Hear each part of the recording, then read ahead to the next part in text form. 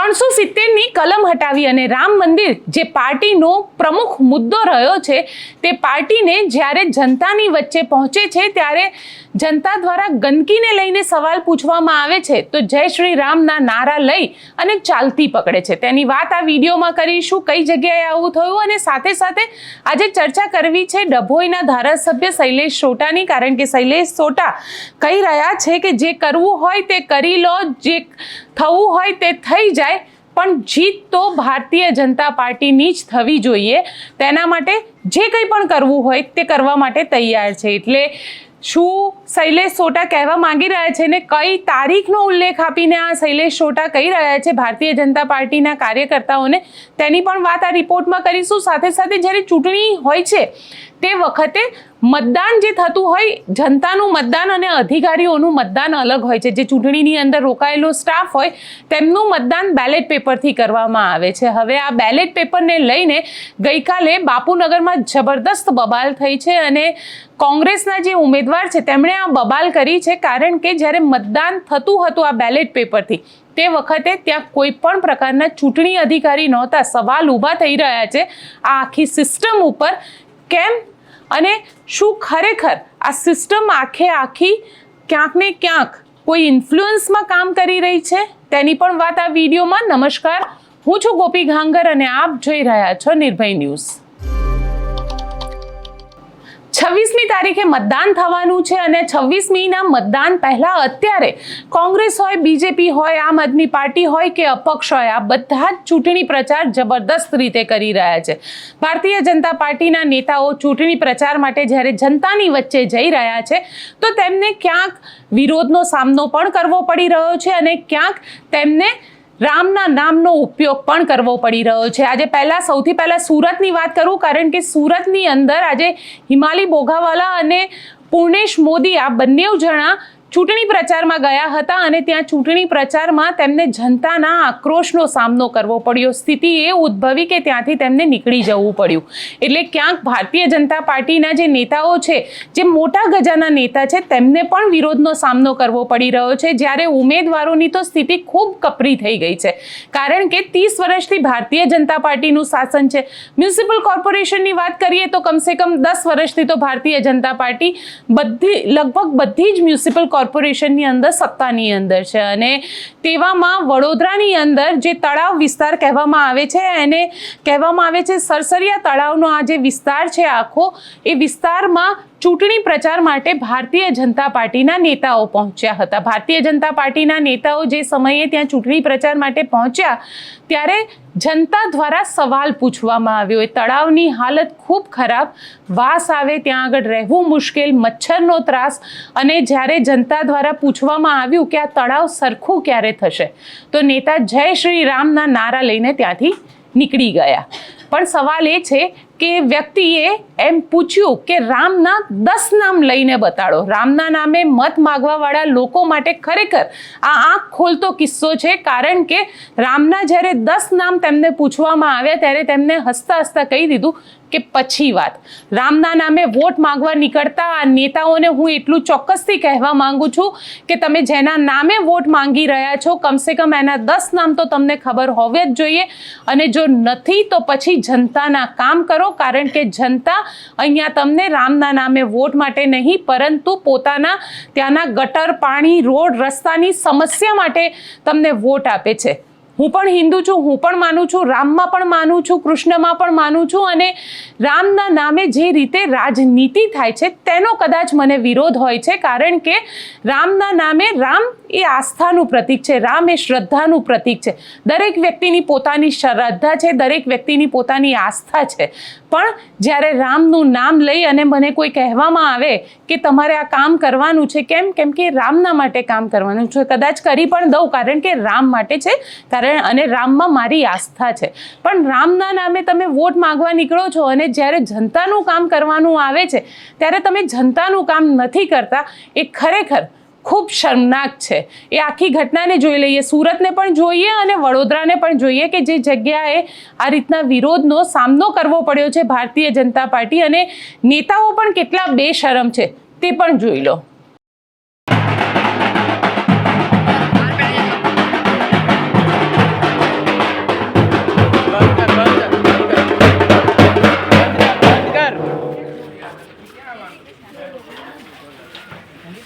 રંજીતભાઈ જોતા જ નથી रुक जाओ भाई सवाल तो करने दे मेरे कॉर्पोरेटर आए भावी कॉर्पोरेटर तो मिलने तो दे मेरे को कहीं से बीजी अपनी पैनल ना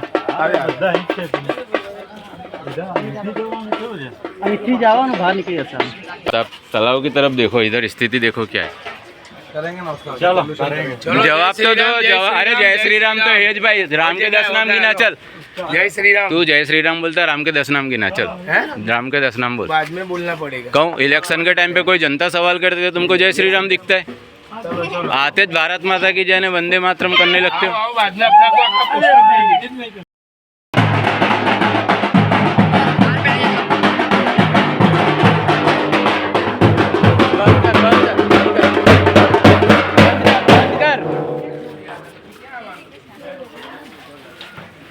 રંજીતભાઈ જોતા જ નથી रुक जाओ भाई सवाल तो करने दे मेरे कॉर्पोरेटर आए भावी कॉर्पोरेटर तो मिलने तो दे मेरे को कहीं से बीजी अपनी पैनल ना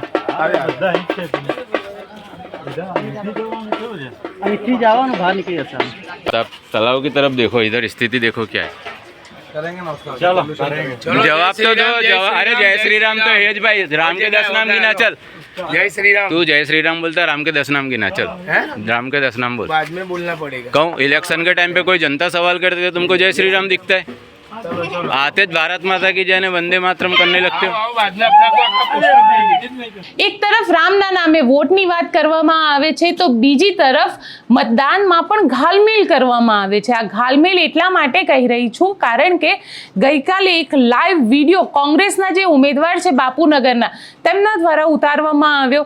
નાગજીભાઈ દેસાઈ તેમનું નામ છે અને નાગજીભાઈ દ્વારા આ વિડીયો આખો શૂટ કરવામાં આવ્યો અને ત્યાં આગળ જ્યાં બેલેટ પેપરથી મતદાન થઈ રહ્યું હતું આ હોમગાર્ડ જનરલી એવું હોય છે કે મતદાનમાં ઘણા બધા લોકો પોતાના કારણ કે એમને પણ ચૂંટણીની ડ્યુટી આવતી હોય છે જે સરકારી અધિકારી હોય છે હોમગાર્ડ હોય છે એ લોકોનું મતદાન પહેલાં જ થઈ જતું હોય છે અને તે મતદાન બેલેટ પેપર દ્વારા થતું હોય છે એટલે બેલેટ પેપરથી ગઈકાલે મતદાન હતું સાંજના સમયે આ મતદાન રાખવામાં આવ્યું હતું. બાપુનગર રખિયાલનો જે વિસ્તાર છે તે વિસ્તારનું મતદાન હતું એટલે જે હોમગાર્ડના કર્મચારીઓ હતા તેમને ત્યાં મતદાન માટે જવાનું હતું. જે વખતે નાગજીભાઈ દેસાઈ ત્યાં આગળ પહોંચે છે તો ત્યાં આગળ તે જઈને ખૂબ ચોંકી જાય છે. ચોંકી એટલા માટે જાય છે કે ત્યાં આગળ કોઈ પણ ચૂંટણી અધિકારી નહોતા, માત્ર ત્યાંના જે કાર્યકર હોય એ કાર્યકર્તા મતદાન કરાવી રહ્યા હતા. એટલે તમે વિચાર કરી લો કે ચૂંટણી અધિકારી પણ મતદાનની અંદર હાજર ન હોય આનાથી મોટો લોકશાહીનું હનન કયું કહી શકાય કે એક તરફ મતદાન થઈ રહ્યું છે અને બીજી તરફ જે બેલેટ પેપર છે તે પણ ખુલ્લા પડ્યા હતા. એ કોને વોટ આપી રહ્યા છે, શું કરી રહ્યા છે, દરેક વસ્તુની માહિતી કાં તો પછી ત્યાં આગળ એવું કહી શકાય કે આજે બેલેટ પેપર ઉપર સિક્કા મારવાનું કામ હતું એ કોઈક વ્યક્તિ જ કરી રહ્યું હતું અને કોઈ એક પર્ટિક્યુલર પાર્ટીના કહેવાથી કરી રહ્યું હતું. આ સવાલ ઊભો થઈ રહ્યો છે. નાગજીભાઈ દેસાઈ સાથે મારા સહયોગી પ્રથમ મોદીએ પણ વાતચીત કરી તે પણ સંભળાવું અને જે વિડીયો ત્યાંથી સામે આવ્યો તે પણ જોઈ લઈએ.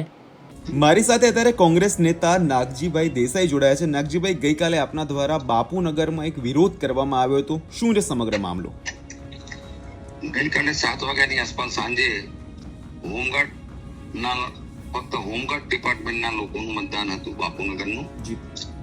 એ મતદાન હોમગાર્ડના જવાનો ફક્ત 3000 તને સિક્કા મારતા હતા બેલેટ પેપર ઉપર અને એની સામે ચૂંટણી અધિકારી હાજર નહોતા, પોલીસ હાજર ન હતી, જેનો આપણે તમે વિડીયો પણ વાયરલ કર્યો છે. અમે વિડીયો ઉતાર્યો અને પછી મેં 112 નંબર પોલીસ બોલાવી અને મેં કમ્પ્લેન નોંધાઈ કે ભાઈ ચૂંટણી અધિકારી વગરનું મતદાન આ પેલું છે ભારતમાં કે અધિકારી નથી ને મતદાન થઈ રહ્યું છે. નાગજીભાઈ, તો શું લાગે છે ભારતીય જનતા પાર્ટીના લોકો દ્વારા ચૂંટણી પક્ષને દબાવ કરાવીને આ કામ કરાવવામાં આવી રહ્યું છે, શું છે?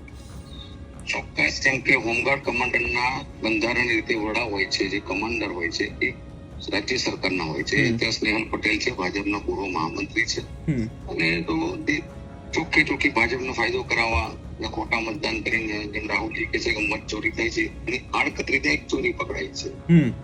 100% એક વસ્તુ છે કે આ ઉજાગર થઈ ગઈ છે. અત્યાર સુધી કોઈ એવી વસ્તુ નથી કે જે દેખાતી નહોતી. ખાલી અમે કહેતા હતા પ્રૂફ અત્યારે કુદરતે ભગવાને એમને આપ્યું છે કે આ બેલેટ પેપર ખુલ્લા પડ્યા છે, આમાં કોઈ ચૂંટણી અધિકારી નથી. આની જે ગરિમા હોય ચૂંટણી પંચના લેટર ને એ લેટરો ખુલ્લા પડ્યા છે.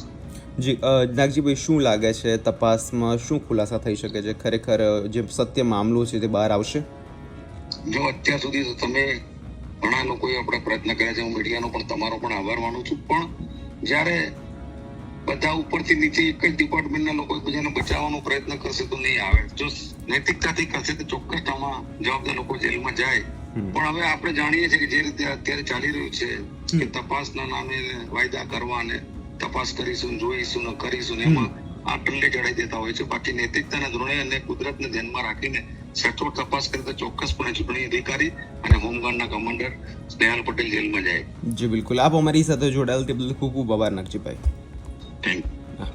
નાગજીભાઈ દેસાઈ બોલી રહ્યા હતા. ભાઈ હવે તમે બધા શાંતિ રાખો તો કોઈ રજૂઆત કરે. કોણ છે અધિકારી? પેલા કોણ? અધિકારી વગર મતદાન થાય છે. અધિકારીનું નામ શું? એક મિનિટ હવે બોલવા તો દો યાર વચ્ચે. એ ભાઈ શાંતિ રાખો. મારું કહેવાનો ભાવ તે છે, ચૂંટણી અધિકારીઓના મતદાન થાય ભારતમાં ક્યાંય જોયું તું? બરાબર. તમે અધિકારી નથી, તમારું નામ શું છે?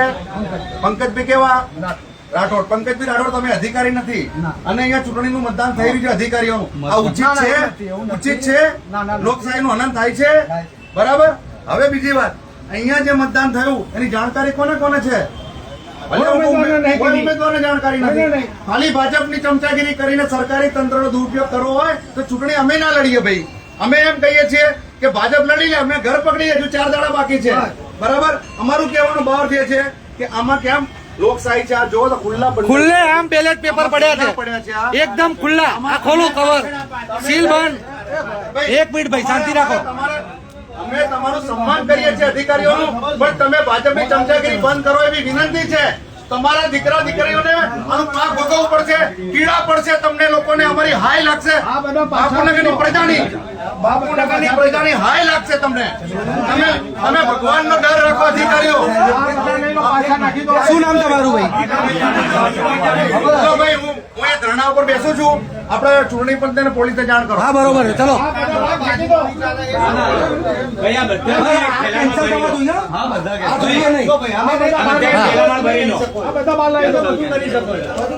તમે કરી શકો છો. ચલો.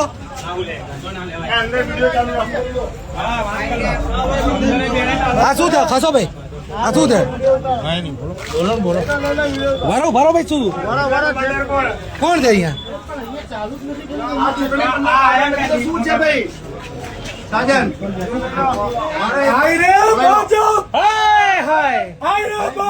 અહીંયા શું છે? અહીંયા ચાલુ તમારા સામે અહીંયા ચલો ને બાજુમાં મારી જોડે.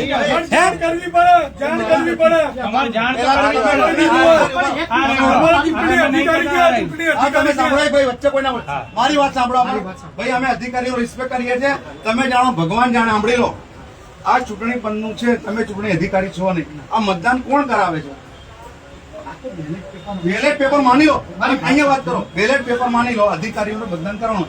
ચૂંટણી પંચનો અધિકારી હાજર રાખવો પડે કે નહીં? ક્યાં છે અહીંયા? એક બીજી વાત પણ ના કરશો. અમારે મીડિયા સમક્ષ મારી વાત કરું કે બીજાની વાત કરું? તમારી વસ્તુ તમે મને એક જવાબ આપો. તમારા સામે જો આ બધા પેજ છે. ચલો પેજ છે. હા, ઓકે. આ તમને લિસ્ટ આપું મારું. તમે જોઈ લે, એકની અંદર ઓછું હોય તો તમે મને છે કોઈ બરોબર. ઓકે ચલો ડન.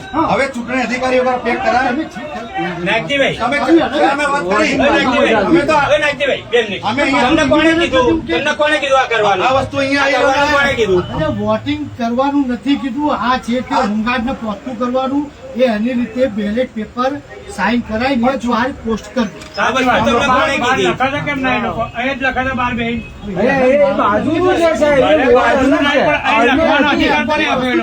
વસ્તુ અહીંયા ક્યાંથી આવી? અમારો પ્રશ્ન તમારા દીદી, અમે મને બાજુમાં આ વસ્તુ ચૂંટણી લક્ષી વસ્તુ કહેવાય. તમે હોમગાર્ડ ડિપાર્ટમેન્ટ કહેવાય. ચૂંટણી અધિકારી વગર આ વસ્તુ અહીંયા આવે વેલિડ? ઘણા દેશમાં લોકશાહીમાં મને કહો. બસ તમારે આ કોઈ ચર્ચા કરવાનું બાજુના અધિકારીને કીધું છે, પણ અહીંયા ચૂંટણી અધિકારી છે. ચૂંટણી અધિકારી વગર મતદાન કઈ રીતે કરાવો દેશમાં? મેં તો હજુ કરાયું નથી. તમે મને શું લાગે?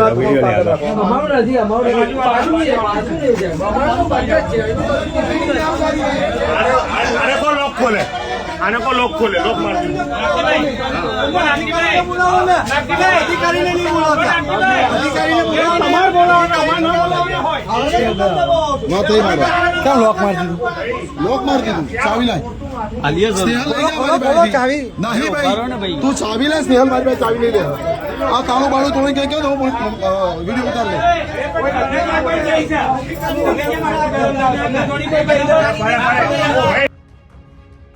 એક તરફ આપણે નિષ્પક્ષતાની ઉમ્મીદ રાખતા હોઈએ છીએ, સરકાર પણ એવું કહેતી હોય છે અને ખાસ કરીને ભારતીય જનતા પાર્ટી એવું કહેતી હોય છે કે અમે તો નિષ્પક્ષ છે, અમારે તો વિકાસના કામ જ એટલા બધા અમે કર્યા છે ને કે જનતા સામેથી અમારી સાથે આવે છે. એટલું જ નહીં, ઉમેદવારો પણ અમારી સાથે આવી જાય છે કે 700 જેટલી સીટો બિનહરીફ થાય છે.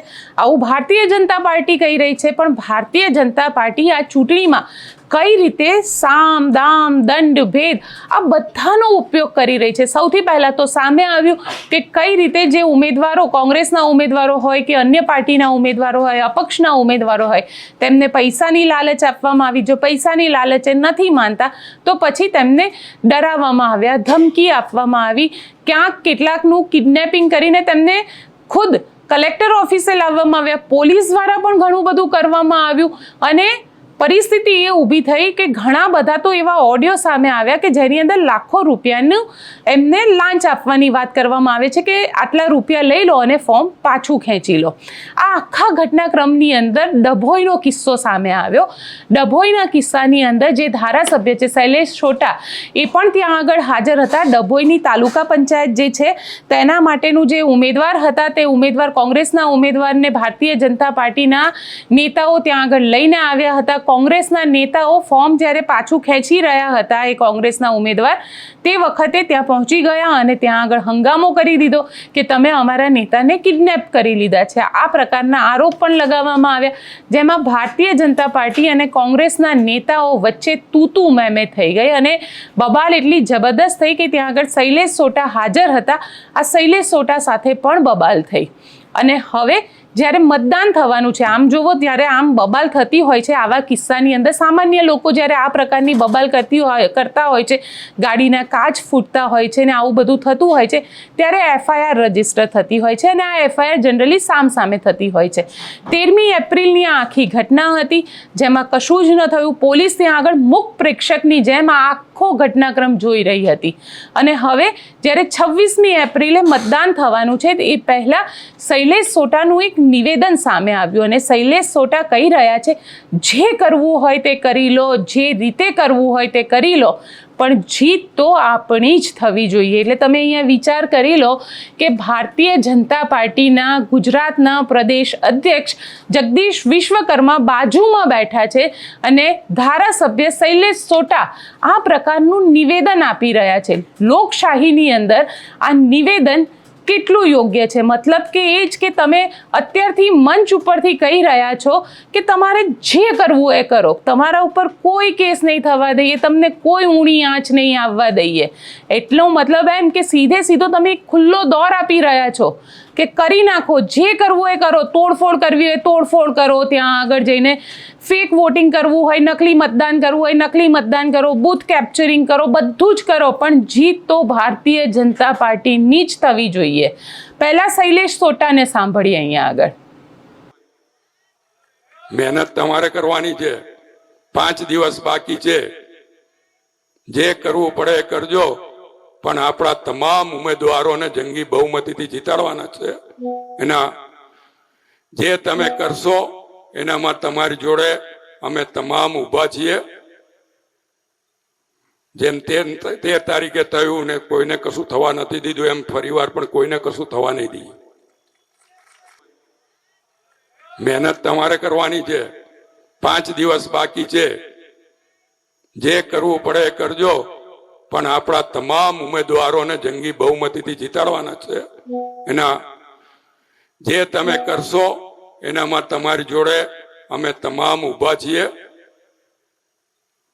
જેમ 13 તારીખે થયું ને કોઈને કશું થવા નથી દીધું, એમ ફરીવાર પણ કોઈને કશું થવા નહીં દઈએ. મને નવાઈ તો એ વાતની લાગે છે કે જીત માટે થઈને કેટલા બેબાકડા બની ગયા છે. 30 વર્ષના વિકાસની વાત છે અને 30 વર્ષની અંદર શું ના થઈ શકે? કોઈ રોડ, રસ્તા, ગટર, પાણી, સ્કૂલોની સમસ્યા. જ્યારે પણ ભારતીય જનતા પાર્ટીને સવાલ પૂછવામાં આવે છે તો એ કોંગ્રેસનું બહાનું આપે છે. અરે કોંગ્રેસ તો 30 વર્ષ પહેલા હતી. એનો મતલબ એ હતો કે જ્યારે મેં મતદાનની શરૂઆત પણ નહોતી કરી એ પહેલા કોંગ્રેસ હતી. 30 વર્ષમાં તો ત્યારે ટીવીમાં, દૂરદર્શનમાં મહાભારત અમે જોતા હતા. અત્યારે અમે નેટફ્લિક્સ ઉપર સિરીઝ જોઈએ છે. જમાનો બદલાઈ ગયો છે, પણ ભારતીય જનતા પાર્ટી આજે પણ જ્યારે એમને પૂછવામાં આવે કે ગુજરાતની અંદર શાળાની સ્થિતિ આવી કેમ છે, પાણી કેમ નથી મળી રહ્યું, રોડ રસ્તા કેમ નથી થયા, તો એ કોંગ્રેસના ગાણા ગાય છે. અરે કોંગ્રેસના ગાણા ગાવાના બંધ કરો ભારતીય જનતા પાર્ટીના નેતાઓ.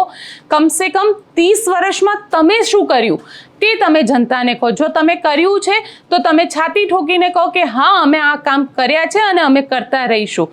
હા, બની શકે એવું કે બધા જ કામ એકસાથે નથી થઈ શકતા, પણ સવાલ ત્યારે ઊભો થાય છે કે જ્યારે ગ્રાન્ટ અપ્રૂવ થઈ જાય છે, ગ્રાન્ટ મંજૂર થઈ જાય છે, પૈસા આવી જાય છે, કોન્ટ્રાક્ટરોના અકાઉન્ટમાં પૈસા આવી જાય છે અને કોન્ટ્રાક્ટરો બધા જ પૈસા ખાઈ જાય છે. ભ્રષ્ટાચારના નામે નેતાઓ પણ પૈસા ખાઈ જાય છે, કોન્ટ્રાક્ટરો પણ પૈસા ખાઈ જાય છે અને જનતાને શું મળે છે?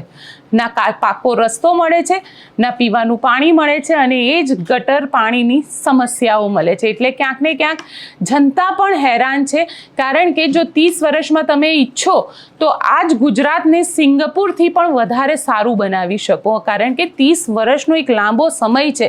જો દુબઈ, આખું દુબઈ છેલ્લા 40 વર્ષની અંદર આટલું સારું, આટલું ડેવલપ બની શકતું હોય, કારણ કે ત્યાં તો રણ હતું, ત્યાં પીવાનું પાણી પણ નથી, ત્યાં અત્યારે પણ ડિસ્ટિલ વોટર પ્લાન્ટ ઉપર આખું દુબઈ ચાલે છે. અને જો ગુજરાતમાં તો આટલું બધું છે અને કરવું હોય તો ઘણું બધું થઈ શકે છે, કારણ કે તમે સત્તાના સર્વોચ્ચ સ્થાન પર છો. કેન્દ્રમાં તમારી સરકાર છે, ગુજરાતમાં તમારી સરકાર છે અને છેલ્લા આમ જોવા જઈએ તો છેલ્લા લગભગ 12-14 વર્ષથી કેન્દ્રમાં અને ગુજરાતમાં બંને જગ્યાએ તમારી સરકાર છે, તો તમે કહી શકો કે અમે આટલા કામ કરી શકીશું, અમે ગુજરાતને એક સિંગાપુર બનાવી દઈશું, કે અમે ગુજરાતને દુબઈ જેવું બનાવી દઈશું. પણ એવું નથી થતું. આજે પણ ગામડાનો માણસ જે છે એની જ સમસ્યાઓથી પીડાઈ રહ્યો છે. સોસાયટીઓની અંદર ગટરનું પાણી અને પીવાનું પાણી મિક્સ થઈ જાય છે. લોકો હેરાન છે. લોકો વિચારે છે કે ખરેખર સરકાર છે કે નહીં, કારણ કે જ્યારે કમ્પ્લેન કરવા જતા હોય છે ત્યારે કમ્પ્લેનમાં પણ તેમને એ જ સાંભળવું પડે છે કે અત્યારે અધિકારી નથી, કે અત્યારે કામ કરવાવાળા માણસ નથી, જ્યારે આવશે ત્યારે આપશું. કોલેરા, કમળા, આ બધા જ કેસ આપણે ત્યાં થઈ રહ્યા છે. પણ ખેર, રાજનીતિ છે અને વિકાસ મોડલ છે આ ગુજરાત, એટલે આ વિકાસ મોડલને જોઈને મતદાન કરવાનું છે બધાએ. અમે પણ અપીલ કરીશું બધાને, જનતાને અપીલ કરીશું કે 26મી એપ્રિલે લોકશાહીનો આ મહાપર્વ છે અને આ મહાપર્વની અંદર તમે તમારો વોટ આપવા માટે બહાર નીકળો. ભલે ગમે તેટલી ગરમી હોય, આશા રાખીએ કે તમે મતદાન કરવા માટે જશો, કારણ કે પરેશ ગોસ્વામીએ તો એવું કહી દીધું છે કે મતદાનના દિવસે, એટલે હવે એક આખું અઠવાડિયું જબરદસ્ત ગરમી પડવાની છે. એ જબરદસ્ત ગરમીની વચ્ચે પણ તમે મતદાન કરવા જાઓ તેવી આશા સાથે અમારી ચેનલ નિર્ભય ન્યૂઝને લાઈક, શેર અને સબસ્ક્રાઈબ કરવાની ભૂલશો નહીં. તમને એક વિનંતી છે કે અમારી આ વિડીયો જે છે એ બધા જ લોકો જોવે છે અને ઘણા બધા લોકો કોમેન્ટ પણ કરે છે, પણ અમારી ચેનલને સબસ્ક્રાઈબ નથી કરતા. એટલે આશા રાખું કે અમારી ચેનલને સબસ્ક્રાઈબ કરો. ત્યાં બાજુમાં બેલ આઇકન છે, એ બેલ આઇકનને ઓન કરી દો, તાકી જ્યારે પણ અમે કોઈ પણ વિડીયો અપલોડ કરીએ તો આપને નોટિફિકેશન મળતું રહે. આભાર.